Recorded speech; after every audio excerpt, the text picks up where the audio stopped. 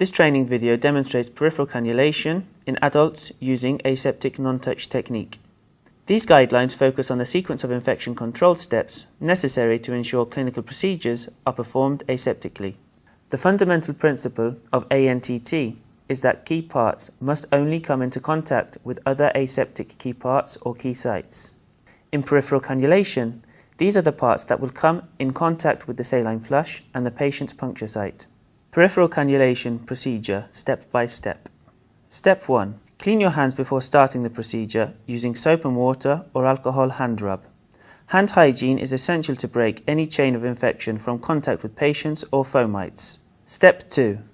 Plastic trays can be used as an aseptic field. Clean your plastic tray with 70% alcohol or detergent according to local policy. Clean the inside first, then the outside, and allow to dry.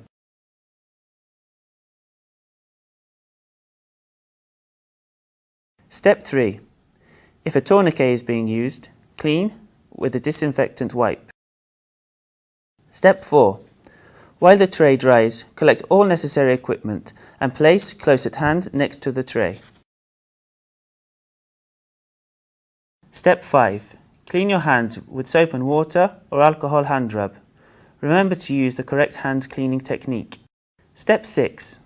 Draw up the cannula flush using sterile 0.9% saline for intravenous use.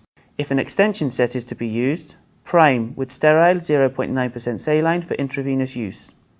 Protect the key parts that are not in use by using sterile caps or stoppers. Proceed to the patient. Step 7.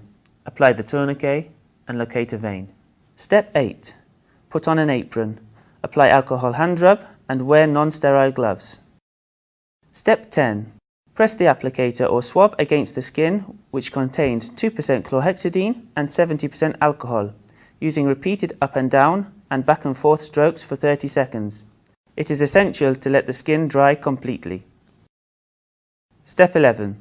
Anchor the vein below the puncture site and insert the cannula using non-touch technique. If it is necessary to repalpate the vein, the site must be recleaned before cannulation. Step 12. Ensure there is backflow of blood in the stylet. Remove the stylet and dispose immediately in the sharps box. Screw on the stopper. Step 13. Apply a transparent, semi-permeable dressing. Ensure the cannula exit site is clearly visible and the cannula is properly fixed.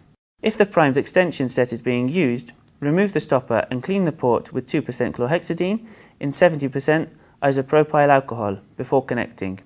Flush the cannula immediately and document the date and time of insertion of the cannula dressing and then on the cannula insertion document.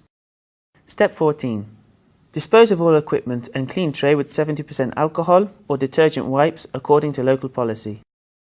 Remove and dispose of the gloves. Wash your hands with soap and water. Thank you for watching this demonstration.